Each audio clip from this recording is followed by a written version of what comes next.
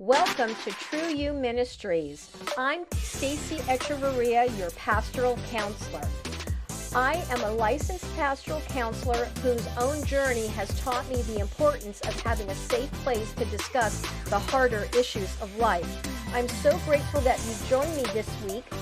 You can learn more about me and my heartfelt desire to help people much like yourself who may be at a place of pain and confusion by calling me at 626-461-3344. That's 626-461-3344, or feel free to email me at info@trueyouministries.com. Now, sit back, listen, watch, and enjoy the show. And welcome back to part 2. What is the effect of pornography on my child or teen? For those of you that do want to reach out to me for some more information, you can do so at my website at trueyouministries.com. You can call me at 626-461-3344 or email me at info@trueyouministries.com. And when you do reach out to me, please know that I do offer a free 20-minute consultation, and you can sign up for that consultation right from my website. So I'm looking forward to hearing from you and answering any questions that you may have and providing you with the help that you are looking for. So welcome back to part 2 of what is the effect of pornography on my child or teen. And in part 1, I did cover a number of different areas that pornography can affect a child's brain. What I would like to do in part 2 is, number 1, help you identify the signs of pornographic exposure in children, as well as what you can do if you do notice, and then what are some things that you can do to prevent the porn exposure, as well as if they have been exposed, what you can do. So let's get started with, what are the signs of pornographic exposure in children? You need to know what to look for. Withdrawal would be number 1. Are they withdrawing from interactions and relationships? Are they oversleeping? Or do they struggle with sleeplessness? Are there changes in their eating habits? So that's something that you need to be looking for and asking, what's troubling them? Why are they withdrawing? What's going on? Do not be afraid to press in. And, when you do ask your children what's going on, allow them to feel safe in telling you. Create a soft landing place for them so that they could tell you anything. Because if they have been exposed to the pornography, they don't know what's going on inside. They may be confused. So I would say approach with compassion, love, and understanding, as well as having some tools that you're equipped with to be able to help them navigate through the conversation. Another sign would be excess curiosity of the child about genitals and sex. Who knows what they may have been exposed to, what they have seen. And so maybe they have excess curiosity about genitalia. There are ways in talking about that where it's not explicit, but it's also age appropriate. So also seeing whether or not your child is surfing the internet secretively. Are they switching off tabs when an adult walks into the room, which means they're probably viewing something that they shouldn't be viewing, but they don't want you to know about it? And are they locking themselves inside their room? Another thing to look out for is them removing parental filters and time tracking from their device. I mentioned in part 1 that I have some great resources, and one of them would be a child-proof phone, and that is a dumb phone. They don't need to have internet access on all their devices, and really considering How old do you want your children to be before they can be responsible in using the devices that you're giving them? So you may have to up the age in which your kids are going to have access to devices. They may also increase internet usage during the night. There may be sudden outbursts of fear, anger, and anxiety. There may be use of inappropriate words that are unsuitable for their age. There may be withdrawal symptoms when the internet is turned off. And then taking sexually explicit or suggestive images and sending them via text or online, also known as sexting. So keep a lookout for some of this and be equipped to have some conversations with your kids. Again, creating a soft landing place where your kids can talk about what may be going on at school, what their friends might be doing, what they may feel pressured in doing as well. So having that open and honest communication with your kids is going to go a long way for all of you. So then what can you do if you notice any of the signs of pornographic exposure? So, one thing that you can do is teach them good digital help. So, there's digital etiquette. So, we teach our kids to be polite and have basic manners when talking to others. As a parent, you can teach them the same things when it comes to their online behavior. Digital etiquette can help children recognize and avoid cyberbullying. They also learn to spot it if it's happening to their friends as well. Refraining from responding to messages is a skill that children today need to learn. And even as adults, too, responding or refraining from responding to messages, right, is a skill that even adults can learn. So, digital etiquette can help your child make a healthy relationship with others offline and online, decreasing the chances of feeling lonely or dejected. Another way that you can teach them good digital health is in digital hygiene. So, setting certain limits, right, or boundaries when it comes to the use of technology can help form a healthy relationship with tech. Parents need to set an example for their kids and work collaboratively with them to set rules, certain expectations, and consequences. So, with my adult clients, one of the boundaries that we come up with is getting them off of their smartphones because they have that internet access.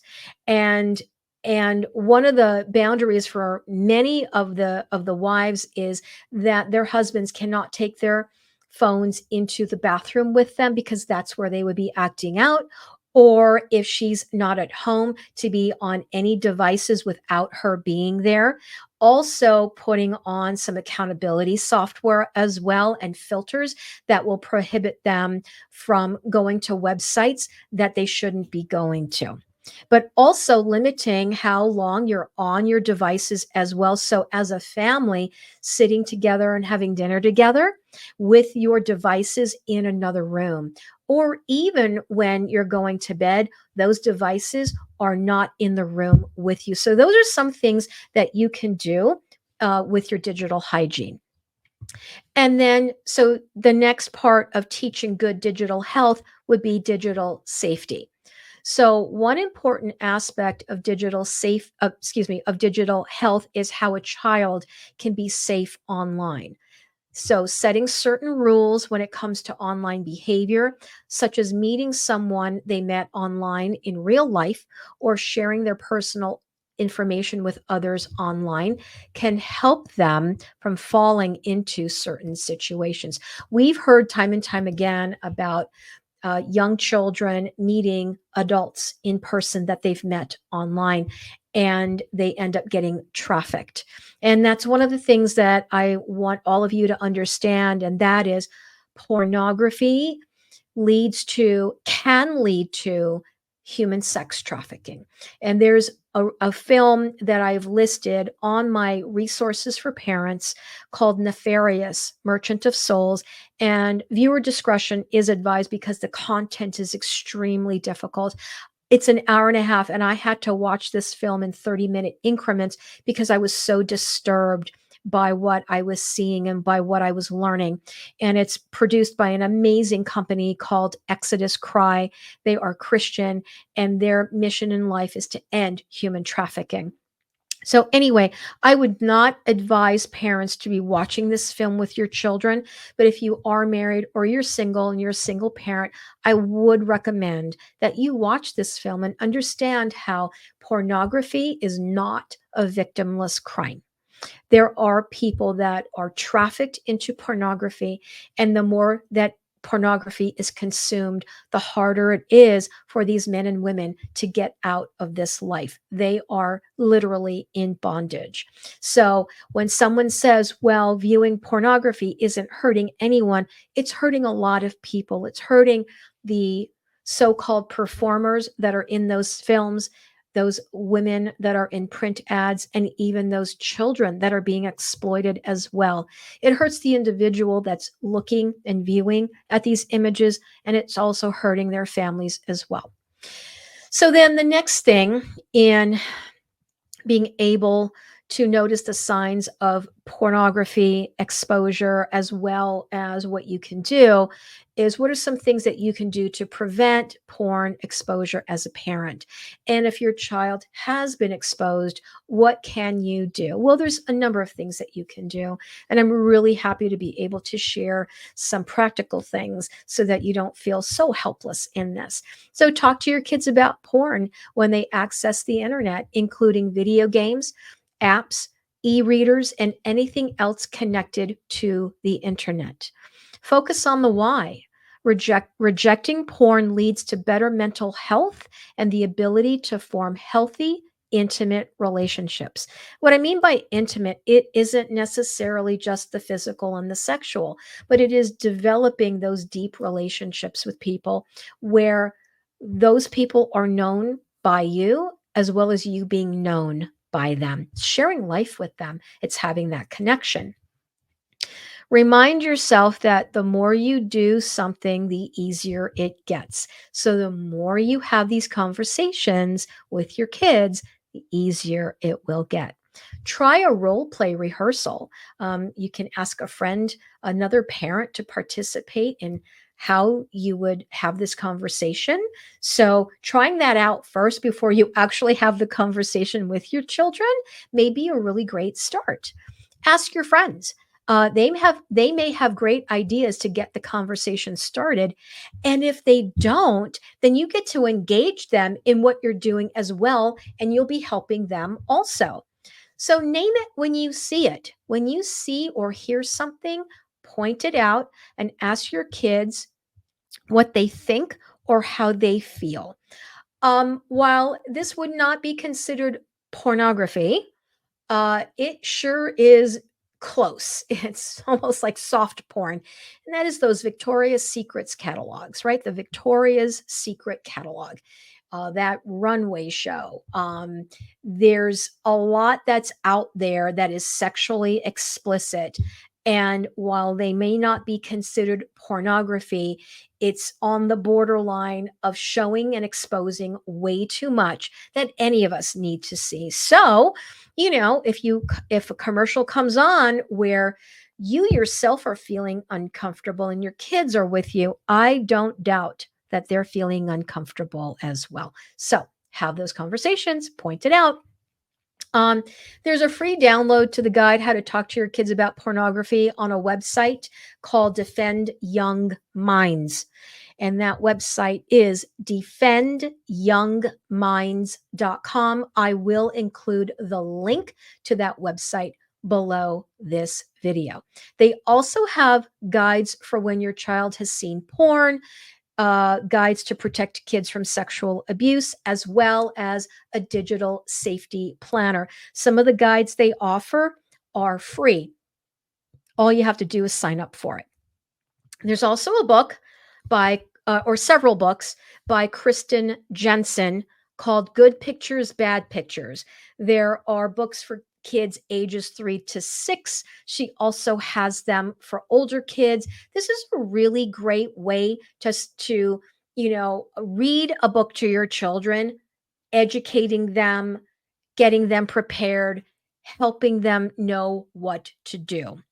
So, this book uses gentle, age appropriate messages, helping children learn to turn, run, and tell when they are accidentally exposed to inappropriate content.